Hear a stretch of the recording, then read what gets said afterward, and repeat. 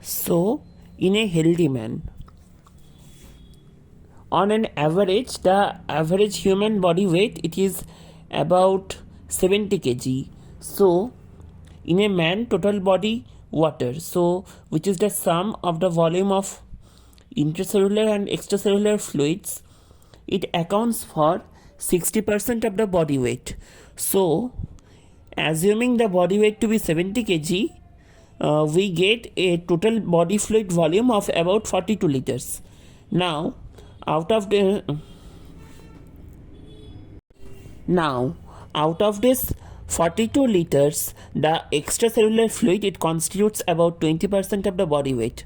So the extracellular fluid it has a volume of about 14 liter.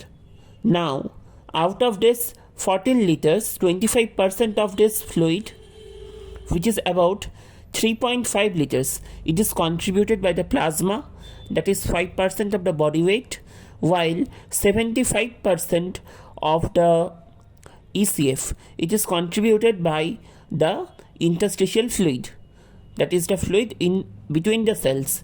So this interstitial fluid it measures about 10.5 liters. Now the intracellular fluid, that means the fluid within the cells, it is about 40% of the body weight. So it has a total volume of 28 liters.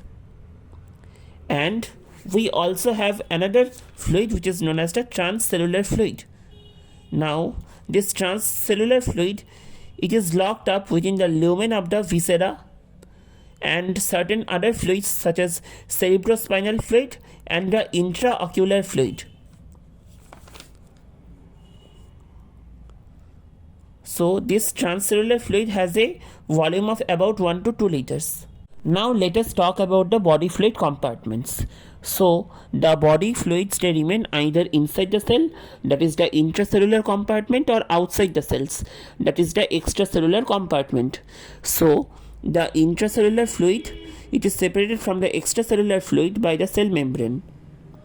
Now this extracellular fluid it can remain as plasma inside the blood vessel, that is within the intravascular compartment, or it may occupy the spaces between the cells as interstitial fluid. Now exchange of fluid between the intravascular compartment and the interstitial fluid it may take place with the exception of plasma proteins. Except the plasma proteins, the fluid and other substances can cross across the endothelium of the capillaries. Now minor fraction of the ECF it remains as transcellular fluid, which we have discussed earlier. So this transcellular fluid it remains within the lumen of the viscera, cerebrospinal fluid, intraocular fluid, etc. Now the lymph which is contained inside the lymph vessels, it constitutes another component of the extracellular fluid. So the lymph circulates between the interstitial fluid and the plasma. Now body fluids occupy several compartments.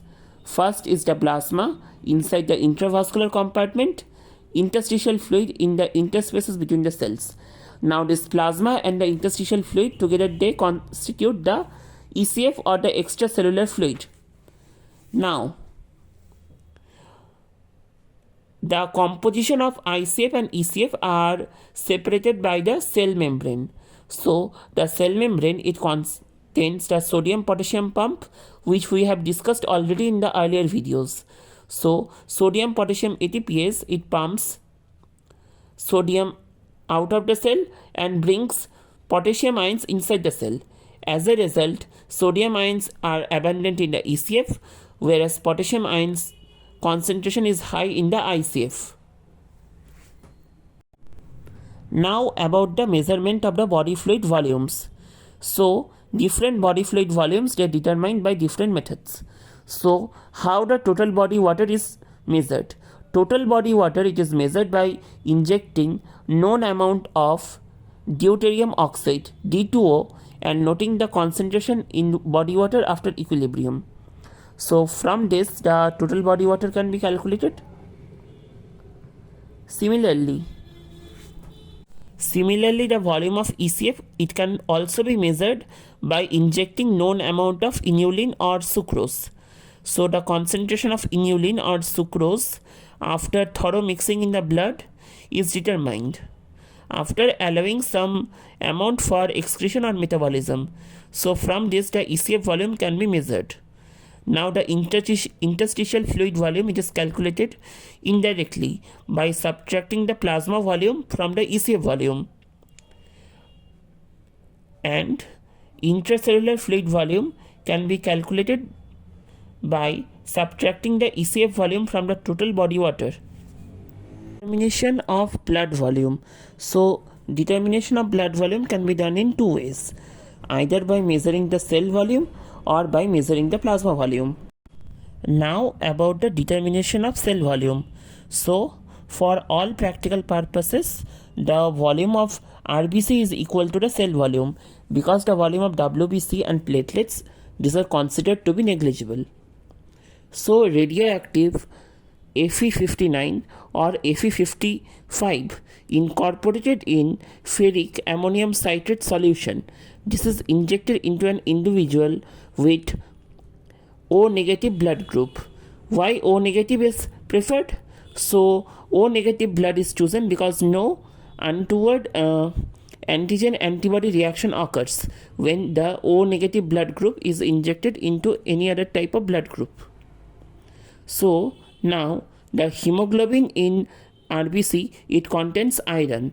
So the radioactive iron becomes incorporated or tagged within the newly formed RBC. So now about 70 to 100 ml of blood containing the radioactive tagged iron RBCs with known amount of radioactivity, it is now injected into the individual whose blood volume is to be determined. So the radioactive iron tagged RBCs, they get diluted into the blood of the individual. Now the degree of dilution can be measured by assessing the radioactivity of certain volume of blood after the dilution.